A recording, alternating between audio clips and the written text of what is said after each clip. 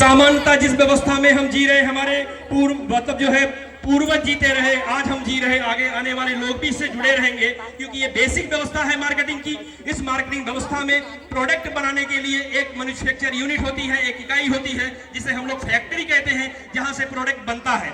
Product बनता है ग्राहक के लिए, ग्राहक उसका उपभोक्ता है, मतलब उत्पादक और उपभोक्ता यदि ये दोनों हैं तो मार्केट चलेगा। लेकिन है क्या ट्रेडिशनल मार्केट? प्रोडक्ट बनेगा फैक्ट्री से, लेकिन डायरेक्ट जो है फैक्ट्री से कंज्यूमर को नहीं मिलेगा, ये व्यवस्था है। तो मिलेगा किसको, ये समझने के लिए हमें समझना पड़ेगा। इस व्यवस्था में मिलेगा C&F को। कंपनी लेवल पर एक C&F होता है, कैरिंग एवं फॉरवर्डिंग एजेंसी। सारा प्रोडक्ट बनता है और कैरिंग फॉरवर्डिंग एजेंसी के पास जाता है।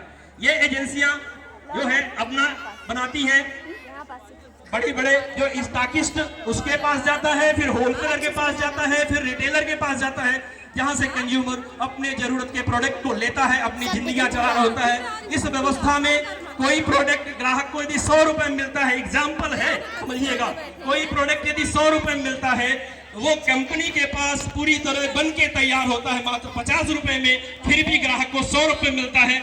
इस व्यवस्था में जो 100 रुपए जुड़ता है पैसा, वो बीच का 50 रुपया इनका होता है, क्योंकि यहाँ पर विज्ञापन करता होता है। कोई प्रोडक्ट मार्केट में आता है उसके पहले विज्ञापन आता है, टीवी में, रेडियो में, पेपर में, आपका विज्ञापन सोशल मीडिया में और बहुत सारे प्लेटफॉर्मों पर जब विज्ञापन आता है हम आकृष्ट होते हैं और अपने घर में उसको जगह देते हैं।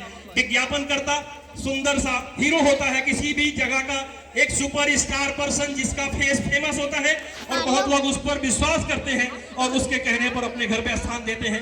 ये व्यवस्था है। अब इस व्यवस्था में जो बीच का पैसा है 10 रुपया के आसपास चला जाता है, स्टॉकिस्ट को 10% जाता है, विज्ञापन में चला जाता है 10% जाता है, एजेंसियों को, होलसेलर को, रिटेलर को। इस तरह बीच का जो 50 रुपया इनके बीच में जाता है। वक्त के साथ बदलाव हुआ, उस बदलाव का आगाज हुआ अमेरिका से, आज से लगभग 60-70 साल पहले। और यह हुआ कि जब कंपनी प्रोडक्ट बनाती है सिर्फ ग्राहक के लिए, तो क्यों ना प्रोडक्ट को सीधे ग्राहक को दिया जाए, और ग्राहक को दिया जाए तो भी मार्केट चलेगा कि नहीं चलेगा?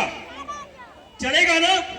इसी व्यवस्था को 2000 में भारत में RCM ने किया, ग्राहक को जो है कंपनी के साथ मिलाया, बीच के मिडिल मैन को बाहर किया और बीच का जो 50% पैसा ग्राहकों के बीच में जाता, बीच के लोगों के पास जाता था, वो ग्राहकों के बीच में बांटने की व्यवस्था की। यही है RCM, यही है RCM। और इसी RCM में जब ग्राहक और कंपनी दोनों एक साथ मिलते हैं, तो इनके बीच के पैसे से लोगों के घर में जब पैसा आता है तो चेहरे में चमक आती है, चेहरे में घर में दमक आती है और उनकी भिजा बनती है, उनका इतिहास बदलता है। इतिहास रचता है वो बंदा जो RCM के प्लेटफॉर्म में आता है और RCM में आके वो सफल व्यक्ति कहलाता है। जय RCM।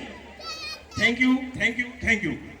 तो मेरे दोस्तों, आपके बीच में जो ये मार्केटिंग व्यवस्था है, जिस व्यवस्था को अभी हमने समझा कि डायरेक्ट मार्केटिंग माने सीधा कंपनी से जुड़ना, अच्छे प्रोडक्ट लेना, क्वालिटी प्रोडक्ट लेना, हेल्दी प्रोडक्ट लेना और साथ में इनकम लेना, क्योंकि पैसा ही जिंदगी में सबसे बड़ा मोटिवेटर है, वो RCM देता है। तो वो जो जुनून RCM में आज आप देखेंगे इस प्लेटफॉर्म में, वो RCM के इसी 50% पैसे से मिलता है।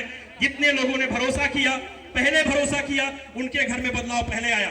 हमने भी कुछ देर पहले और दी, मेरी तहों को खोल के मुझको छुपा दिया, हाजिर तो हो गया हूं मैं, जाहिर कहां हुआ।